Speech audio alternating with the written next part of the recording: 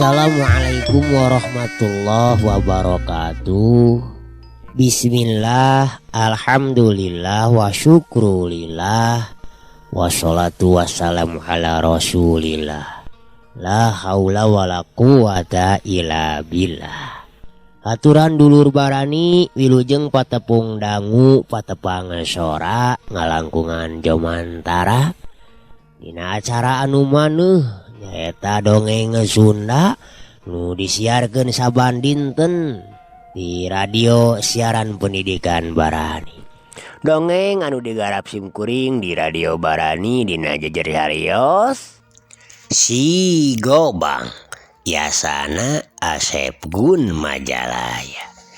Atuh dulur Barani sadayana sataacan Kang Yus ngalajengkeun carios dongengna bawi raos tunda siapunten ya tina sanes-santen kehilapan kakiranganana imati pangarang imati Kang Yusnya mudah-mudahan katampi wae kalayan kabingahan atuh supados nyangkolong kana waktos sementawis ngintunana dikumkeun heula mangga geura tatan-tatan siapkeun lalawuhna siapkeun koplaina ududna hahaha kabarayun sadayana der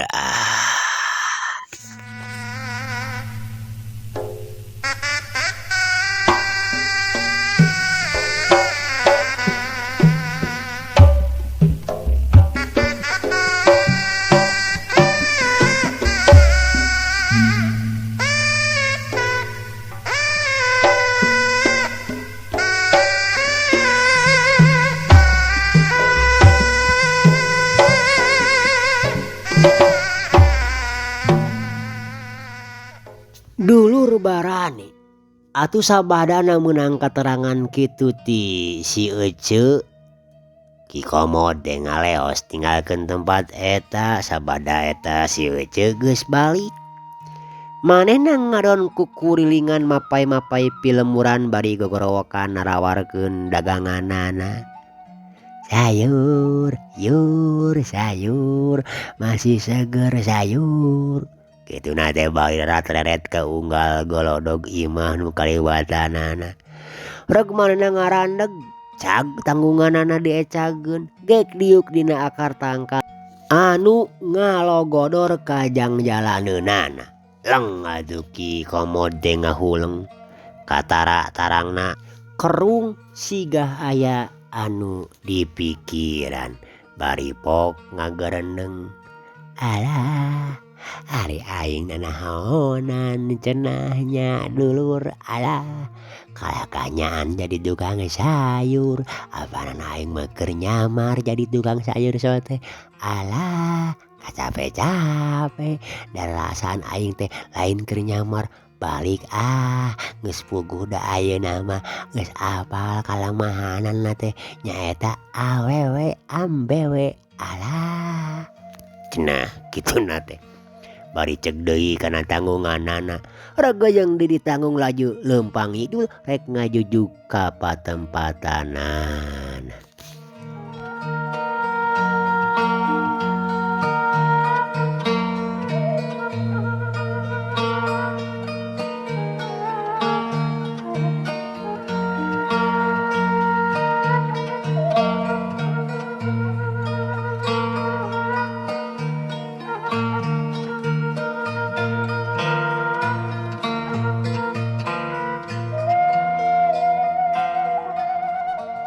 Dulur Barani nu saati kanca dangu nu satuhu baraya nu satia di mana bae ayana.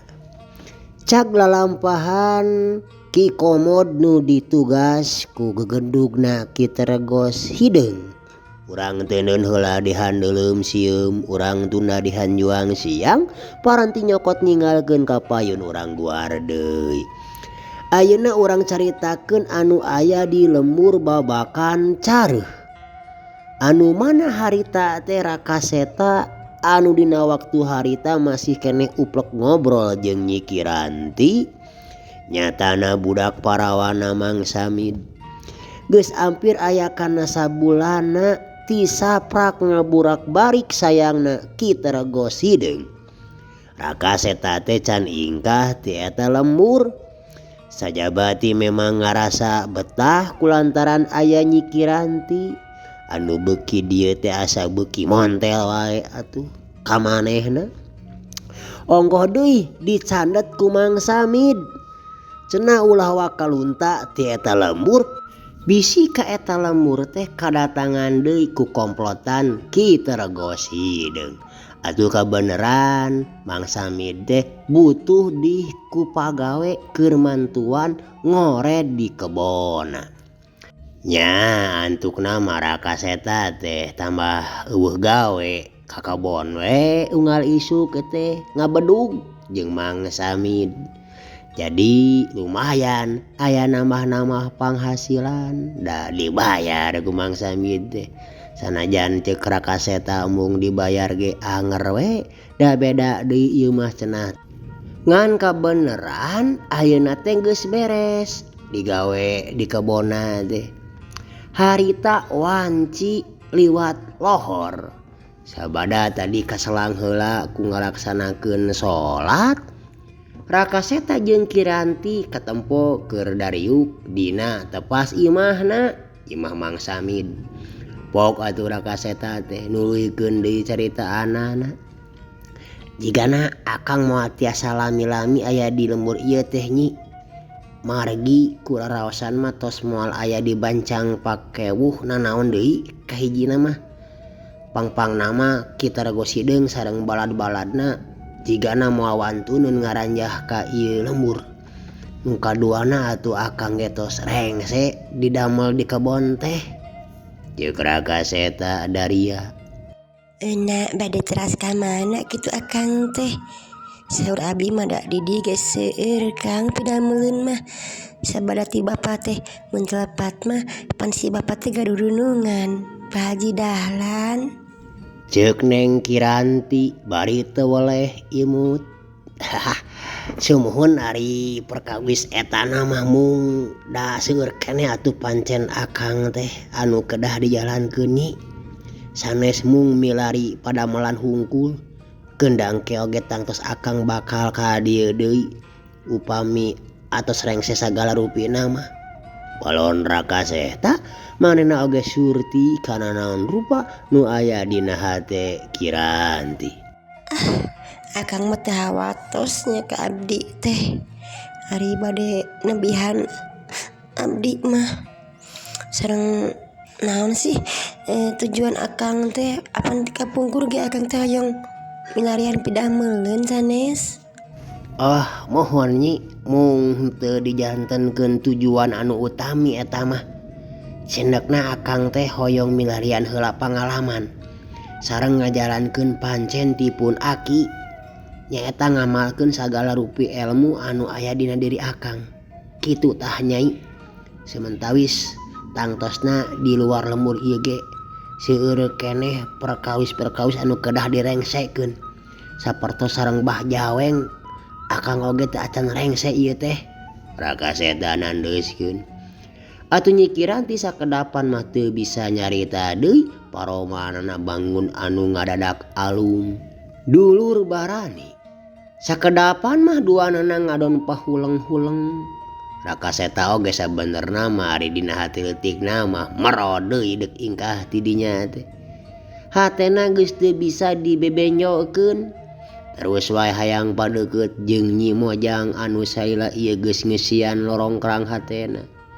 Tapi lamun cicing terus jidinya salilana moal boga pangalaman anu leuwih sarta pancen tinu jadi akina moal kajalankeun sakumaha mistina. Sabot keur pahuleng-huleng kitu.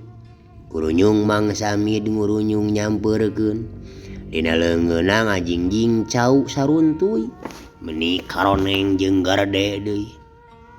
Ngarobrol teh ngadon pabadem-badem gitu atuh. Jiga anu keur mikiran kabingung Nyai mah jeung Ujang mah. Mending ge yeuh Nyai pang nyeupankeun cau yeuh. Lumayan batan bating haruleng wae mah. Karunya di si Ujang meuni teu disuguhan naon geuning. Pokna Mang Samid bari ngasongkeun cau ka Nyi Kiranti. Raka Seta rada bareureum digitukeun ku Mang Samid deh. Ari Nyi Kiranti saenggeus nampanan cau teh leos wae manehna ngaleos ka tukang. Sakumaha panitah nu jadi bapana rek nyeupan cau. Cau ti mana Pak? Duh meuni arageung nya sareng jigana tos kolot panginten. Aya nu asa kandingan dina tangkalna. Raka Seta basa-basi bari ngised diukna. Eta meunang tidinya tati kebon. Eta tadi geuningan nu palebah deket gawir Jang. Puguh lamun teu buru-buru di alam sok di piheulaan wae ku cosodot jeung ku kalong Jang. Cau bagja ngaranna teh Jang. Aramis geura komo meunang nyeupan mah. Dipulukan we ku gula kaung anu meunang marud mah teu pedo elong atuh Jang. Tema Mang Samid bari gek digigireun Raka Seta. Oh muhunnya tadi teh apanya nu pelebah gawir. Raka Seta pondok nemalanana. Tadi pagaweanana tos rengse nya. Aduh Jang. Bisi arek digawe deui mah atuh. Dadi bapa mah tos beres di dunungan bapa we atuh di Pak Haji Dahlan. Hari ini we rek mimitian ti isukan oge teu nanaon. Tapi Ujangna kudu nepungan heula ka Pak Hajina. Sakalian hayang panggih jeung Ujang cenah. Cik Mang Samid nepikeun talatah ti Pak Haji Dahlan anu meunang waratana ti pagawena. Oh kitu nya.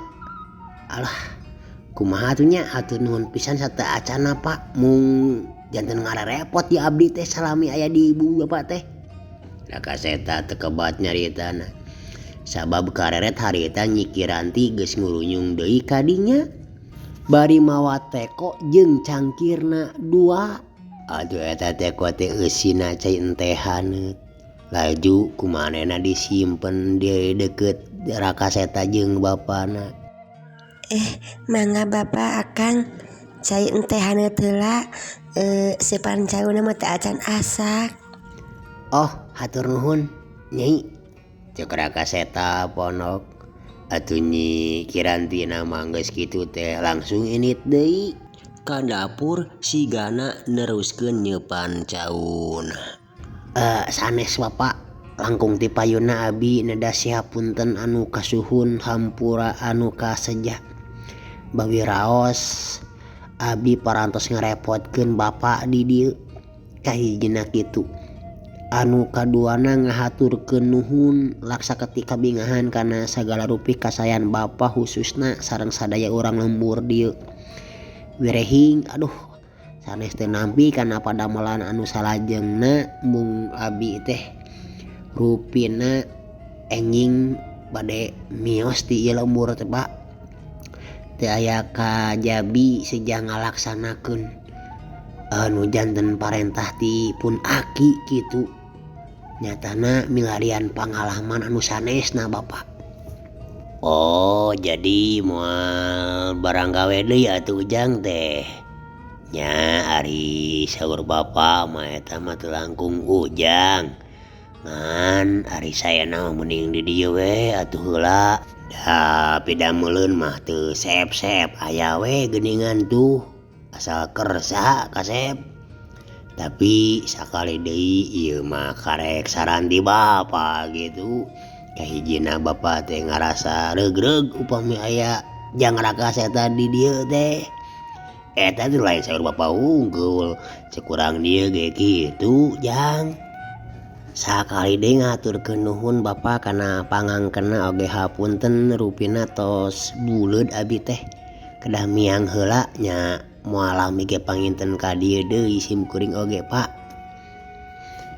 dulur barani reug raka seta teh ngomong teh eureun sabab harita katempo aya nu nyampeurkeun taya lian Nyi Kiranti nu ngurunyung deui ka dinya bari nangeui baskom nu dieusi ku Sepancau terus eta baskom teh anu dieusi Sepancau teh disimpen hareupeun raka seta jeung bapana Kek oge atuh manehna diuk emok pigireun bapana Luk Tungkul bangun anu teu wasa paamprok beungeut jeung raka seta tah geuning geus asak jang Sepancauna mana gulana nyai atuh cenah bari ngareret ka anakna muhun hilap kin atuh urang canak heula ceuk Nyi Kiranti bari cengkat laju muru deui ka jero imah teu lila oge geus ngurunyung deui bari mawa gula kawung meunang marud di wadahan kana piring sen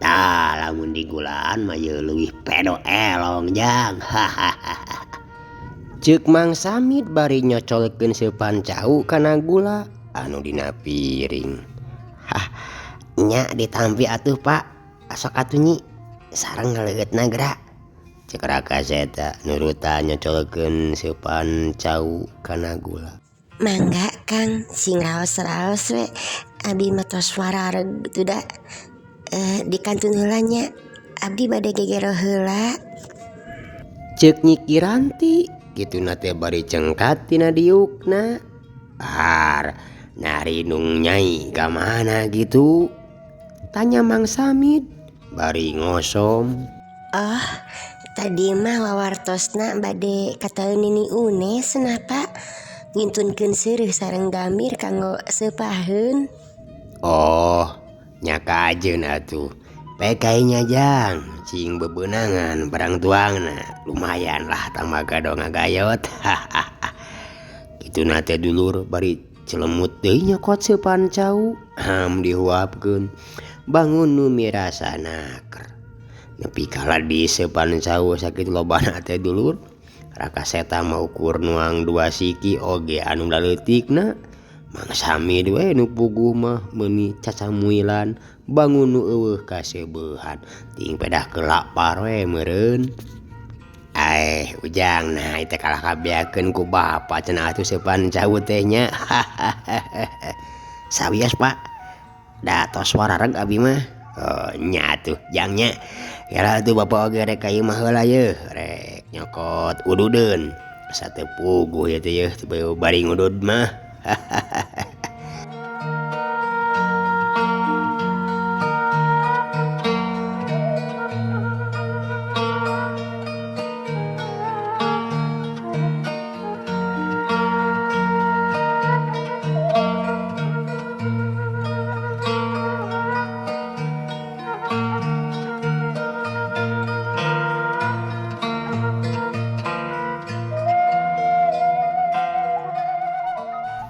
dulur barani sadayana di mana bae ayana atuh sabada asar biasa ngariung deui Mang Samid teh nuluykeun obrolanana malah harita mah aya biona jeung Nyi Kiranti anu manang ngilu ngariung di pertengahan imah bari ngobrolkeun kacinekan raka seta rek ini ti lemurna Mang Samid nyatana poe isukan jadi sapeuting deui meureun pikeun raka seta ayana di eta lembur teh kalayan raka seta janji ka Kiranti manehna dina hiji waktu pasti bakal nepungan deui ka Kiranti atuh saenggeus manehna cacap ngajalankeun pancena tadi teh sabab raka seta oge teu bisa ngabohongan hatena anu saila ieu geus ngait nyantel ka Nyi Kiranti anu saterusna wanci bada isa raka seta katut Mang Samid ngadatangan imahna Pak RT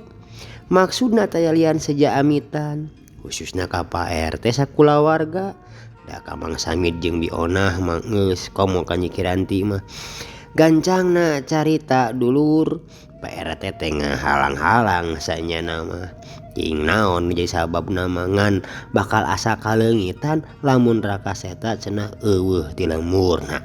Tapi akhir nama PRT ge sadar kana kaayaan teu bisa ngahulang.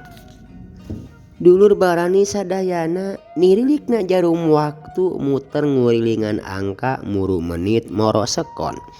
Jog anyog gapoe isukna kirawanci meletek panon poe Rakaseta harita sabada amitan teh geus aya di satengahing jalan rek neruskeun lalampahanana naon anu bakal kasorang dina pangalaman kahareupna.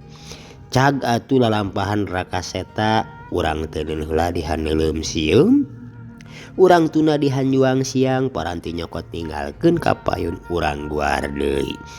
Ayeuna urang balikan heula nyaritakeun di tempatna Kitergos Hideung. Harita wanci sareureuh budak di imah Kitergos Hideung teh keur ngarariung. Sakabeh balad-baladna karumpul. Di antarana aya Ki Komod, Ki Darsim, Ki Saroji jeung anu lain. Pok atuh Kitergos Hideung teh nyarita ditujukeun ka sakabeh balad-baladna. Oh jadi kieu oi. Pangna sari laing puting ieu dionang ka dieu teh.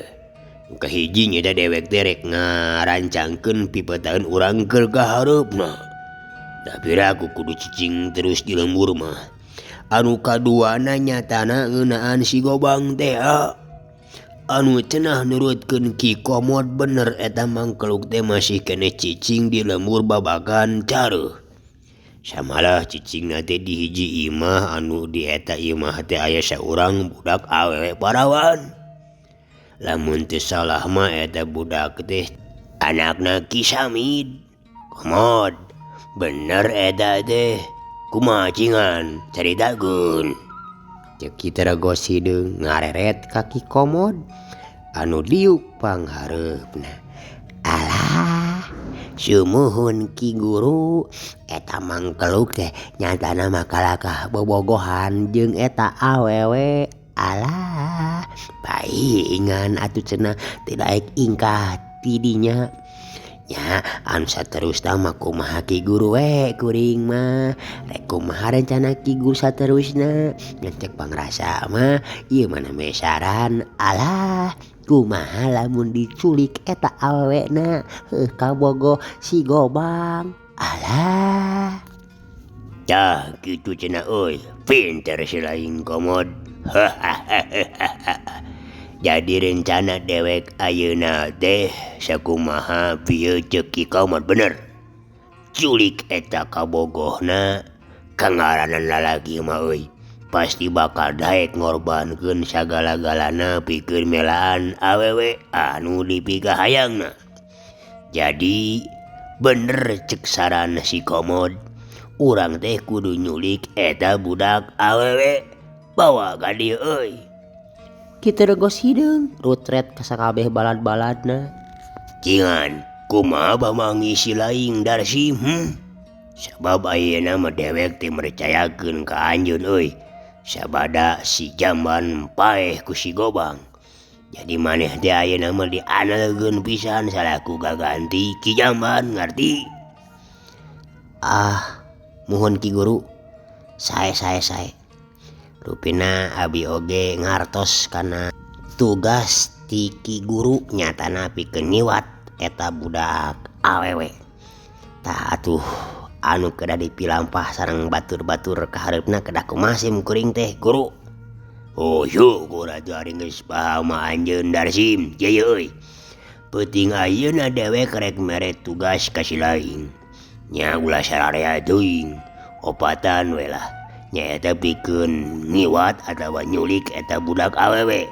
Kabogohna si Gobang teh ngarti? Anakna si Samid tadi teh cenah. Carana mah kumaha si laing we. Dewek teu hayang nyaho, anu penting mah kudu hasil we. Ngarti? Nya ngartos tapi apanan di imah Ki Samidna oge aya si Gobang atuh. Da di dinya heesna cenah nurutkeun beja oge nu katarima teh. singan atuh kumaha carana sangkan si Gobang teu nganyahoankeun kuring jeung nu lainna ngadatangan ka imahna Pasamin. Da geus teu kudu dicaritakeun deui ari kudu adu hareupan jeung si Gobang mah kuring jeung batur-batur teh pasti moal sanggup Ki Guru. Ceuk Ki Darsim negerakeun eusi hatena. Ulah rewang euy Darsim. Oge komod dewek ieu nurutkeun panempo dewek batin dewek eta mangkeluk anu katelah si Gobang teh geus ingkah ti eta lemur. Mun teu salah mah poe kamari ieu teh euy. Jadi si laing bakal luasa nyogot budak parawana Ki Samid deh. Ngarti. Oh kitunya Ki Guru. Duh nyata geuning Ki Guru teh elmuna seukeut geuningan. Nya dewek atuh maneh teh Darsim. Cek kitu gos hideung bener seukeut pisan ari ilmu panarawanganana mah. Nyatana manehna bisa nyaho yen Raka Seta teh geus lunta ti lemur babakan careuh ku ngagunakeun ajian atawa pangabisa manehna. Sajongjonan Ki Komod Darsim kalaka ngahuleng jiga anu aya keur di pikiran. Sakapeung beungeutna tatanggahan kaluhur tarangna katempo kurang kerung.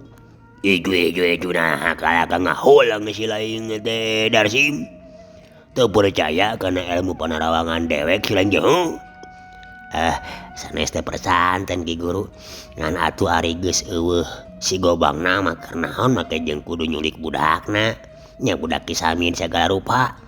Mending ge urang ranjah we sakabeh pakaianna urang babakan careuh teh penting ieu.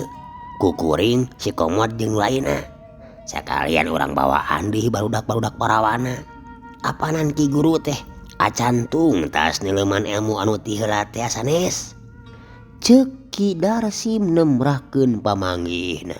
Waduh, pinter si laing oge Darsim euy. Si laing mah teu panjang pamikiran teh geuningan euy. Urusan eta mah bisa dituna heul tapi euy. Dewek moal ngarasa tentrem hate salila acan bisa ngabinasakeun manusia anu katelah si Gobang. Jadi tujuan dewek utama nama dina waktu ayeuna teh eueuh deui euy. Kumaha carana sangkan sagancangna bisa ngeuweuhkeun eta mangkluk ti alam dunya ieu ngarti? Keun lah pasyaratan ilmu nu keur diulik ku dewek bangke deui. Kage bisa, nu penting mah si Gobangna ayeuna mah ngarti? Oh nya tuh. Ngartos Ki Guru ngartos. Terus lamun engke misalnya eta budak parawana si Samid dia geus kabawa ku kuring ka dieu, kira-kirana si Gobang bakal nyusulan moal ka dieu Ki Guru. Nya kapanan si Gobangna geus eueuh di lemur babakan careuh. Jabati kitu pikeun ngayonanna teh rek make cara kumaha lamun dina waktuna si Gobang datang ka dieu. Apanan urang sararea teh teu mampu ngayonan ilmu pangabisana. Pangpangna mah ku Gobang siluman nu jadi pakarang andalanana Ki Guru. Ki Darsim negerakeun deui pertanyaan anu aya dina jero hatena. Belegu kieu mah. Sagala rupa teh yeuh kudu make akal jeung dewek ge teu cukup ku ngandalkeun pangabisa hungkul ngarti. Nya dewek ge rumasa ari kudu adu hareupan langsung mah geus teu untuban. Da dibantu ku kakuatan siluman dadah mangkeluk teh. Keun kumaha-kumahana mah kumaha dewek we engke. Tugas si laing mah jeung batur-batur si laing mah ayeuna kudu init ka lemur babagan careuh. Bawa eta budak si Samid ka hareubeun dewek sakitu ngarti. Jog tong dililakeun deui ayeuna arenit. Ulah loba tatanya deui atuh. Ceuk kitu regos hideung mungkas caritaana. Dikitukeun ku gegedugna mah Ki Darsim teh teu nyarita deui. Dulur barani kurang leuwih satengah jam ti harita Ki Darsim jeung Ki Komod marangkat ka lemur babakan careuh. Rek ngalaksanakeun parentah tinu jadi gegedugna nyatana ngadatangan imahna Mang Samid pikeun ngiwat nyikiran ti. henteu hese ngajalankeun parentah ti gegedugna Ki Teregos Hideung. Ari sababna nalika maranehna asup ka imahna Mang Samid teh kabaneran kabehanana teh geus talibra sare kaasup Nyi Kirantina. Jabati kitu deui di luar oge simpe geus taya saurang-urang acan jalma anu ngulampreng. Anu biasa sok ngaronna oge peuting eta mah suwung atuh eueuh saurang-urang acan nya laluasa pisan we pikeun Ki Darsim jeung Ki Komod mah mawa Nyi Kiranti teh dina kaayaan teu inget di bumi alam. Sabab samemehna ditotok heula urat sarafna ku Ki Darsim. Gancangna carita Ki Darsim jeung Ki Komod geus araya deui di imahna Ki Teregos Hideung. Panci harita teh geus ampir nincak ka bedug subuh. Atuh awak Nyi Kiranti teh terus digolerkeun di petengahan, diluhureun samak.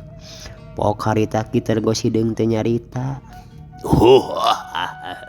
Hade euy, hade ngajalankeun parentah teh teu lila geuningan.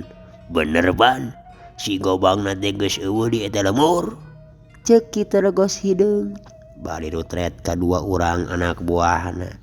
Alah, duka teuing atuh Ki Guru da teu manggihan jelema sapotong-potong acan di lemurna oge. Langsung we kuring teh asup ka imahna Pasamid teh. Teu loba cacarita da geus talibra dibawa we ye budak awewe teh ku kuring jeung Ki Darsim. Kitu tah Ki Guru. Ceuk Ki Komod ngajelaskeun sacara singkat. Majak eueuh sasaha oge hartina memang geus eueuh ti dinya si gobang teh Komod. Sabab lamun aya keneh mah di lemur eta pasti si lain duaan oge moal sagampang eta bisa mawa budak awewe teh. Jadi ayeuna mah jug bisi rek baralik mah bisi tarunduh da geus hampir subuh geuningan ieu teh. Keun isuk diwe ngeunaan pibetaeun keur kahareupna mah. Ceuk Ki Teregos Hideung jiga anu teu pati hayang loba cumarita kadua anak buahna. Atuh saterusna mah Ki Darsim jeung Ki Komod teh kaluar ti imah Ki Teregos Hideung laju malulang ka imahna sewang-sewangan.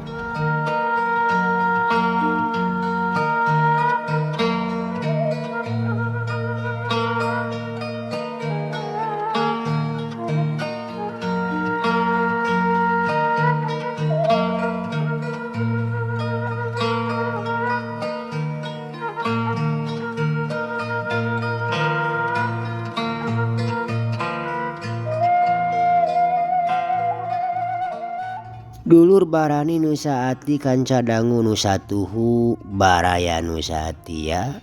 Urang kocapkeun wanci isukna wanci pecat sawad Ki Teregos Hideung karek hudang tina sarena.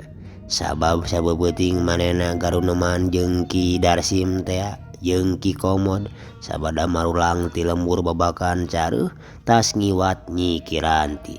Atuh Nyi Kiranti harita teh ku Ki Teregos Hideung teh dikerem di hiji kamar kosong.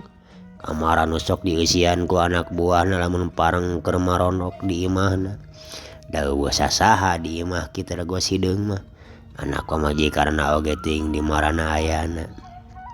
Atuh saenggeus kacai koloyong wae Ki Teregos Hideung teh ngoloyong ka kamar anu dipake ngarem Nyi Kiranti.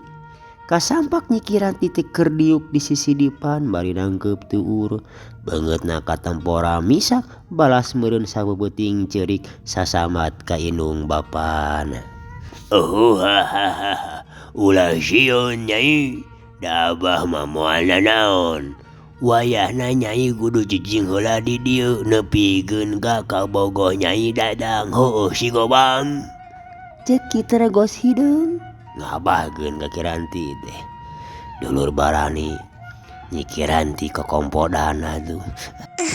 Saha si laing teh setan nyinggah motong ka dieu. Aing di mana ieu? Pulangkeun ka imah aing sesetan. Ceuk Kiranti kituna teh bari unur-unuran sieuneun ku Ki Teregos Hideung. Sabar jeung abah oge Nyai sabar. Da moal dikukumaha ku abah oge. Asa Nyai daek balaka nyaritakeun ngeunaan ka bogoh Nyai. Hamun Nyai hayang salamet, pok caritakeun ka abah ngeunaan si Gobang. Di mana ayeuna jeung rek ka mana initna? Dan Nyai meureun pasti hafal tujuan manehna ini ti imah Nyai teh. Sok caritakeun, tong sieun. Ceuk kitu regos hideung dulur. Nyao dulu, nyao tak apal kuring mah. Dakang Raka Seta mah geus eueuh di lembur babakan careuh. Geus balik ka imahna meureun ka lemburna. Ceuk Nyi Kiranti, memalana teh saperluna we. Panonna mah ramisak terus pias pacampur jeung keheul ka jalma anu tumanya ka manehna. Nyanggo satu hari kitu mah nya. Wayahna saacan eta mangkruk dagang ka dieu. Nyai ku daek teu daek kudu ngajedog di dieu. Ceuk kitu regos hideung, kituna teh bade ngageblugkeun panto satarikna. Nyi Kiranti nepikeun kareuwaseun atuh. Dulur barani anu saterusna nya Kiranti dengan ukur bisa ngadua ka Pangeran, ka Allah nu mubreng alam. Mugia sagala rupana ditangtayungan, khususna diri pribadina jeung Raka Seta sangkan aya dina kasalamatan. Sabab harita manehna teu bisa kukumaha, ieu ti pasrah sumrah ngahiang widi. Atuh unggal poe teh pagaweanana teu ka mana-mana ngan cicing we di kamar. Kalayan dijagaan ku balad-baladna kitu regos hideung, urang peuting. Untungna kitu regos hideung mah eueuh niat pikeun ngagadabah kana kahormatanana Nyi Kiranti. Da meureun lain kadinya maksudna, malah sigana teh pantrangan meureun. Sok hieun camal kana elmuna. Malah nu pugu mah unggal poe ge Nyi Kiranti teh teu oleh dibere dahareun anu ngareuna. Tapi sanajan kitu ge anger we pikeun Nyi Kiranti mah asa kasiksa hirupna. Sanajan dibere dahareun nu ngareuna oge teu beda we cenah jeung manuk nu di jero kurung teu bisa bebas tina kungkungan. Kitu regos hideung sabalad-baladna. Waktosna dulur teu karaosnya parantos seep cag atuh carios dongeng Sunda si Gobang urang cekapeun heula dugi ka dieu. Insyaallah menawi Allah ngarasakeun enjing pagete urang teraskeun deui. Kang Ius ngaturkeun sewu nuhun. Undur kantun dulur. Wassalamualaikum warahmatullahi wabarakatuh. Permios.